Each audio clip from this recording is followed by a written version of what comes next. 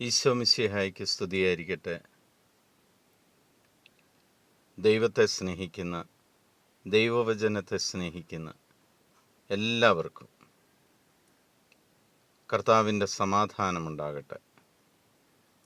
ഇന്ന് നമ്മൾ ശ്രവിക്കുന്ന തിരുവചന ഭാഗം സങ്കീർത്തന പുസ്തകത്തിൽ നിന്നുള്ള 57-ാം അധ്യായം 2-ാം തിരുവചനം. അത്യുന്നതനായ ദൈവത്തെ ഞാൻ വിളിച്ചപേക്ഷിക്കുന്നു, എനിക്ക് വേണ്ടി എല്ലാം ചെയ്തു തരുന്ന ദൈവത്തെ തന്നെ.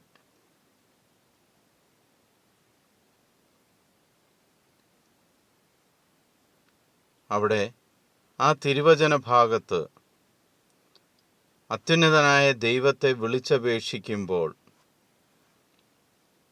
എനിക്ക് സമ്പത്ത് തരുന്ന ദൈവത്തെ എന്നല്ല, എനിക്ക് ആരോഗ്യം തരുന്ന ദൈവത്തെ എന്നല്ല, എൻ്റെ രോഗങ്ങൾ മാറ്റുന്ന ദൈവത്തെയല്ല, എനിക്ക് വേണ്ടി എല്ലാം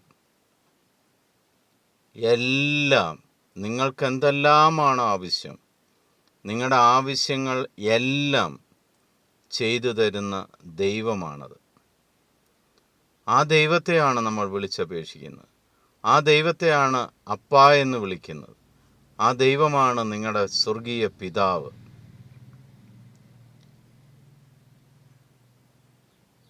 നിങ്ങളുടെ ആ സ്വർഗീയ പിതാവ്, സർവശക്തനായ ദൈവം നിങ്ങൾക്ക് വേണ്ടതെല്ലാം ചെയ്തു തരട്ടെ എന്ന് പ്രാർത്ഥിക്കുന്നു. ഇന്ന് നിങ്ങളുടെ ജീവിതം ഒരത്ഭുതം നിറഞ്ഞ ജീവിതമായി മാറട്ടെ എന്ന് ദൈവസമക്ഷം യാചിക്കുകയും ചെയ്യുന്നു. കർത്താവിൻ്റെ സമാധാനം നിങ്ങളുടെ കൂടെ ഇന്നുണ്ടായിരിക്കട്ടെ. ഈശോ മിശിഹായ്ക്ക് സ്തുതിയായിരിക്കട്ടെ.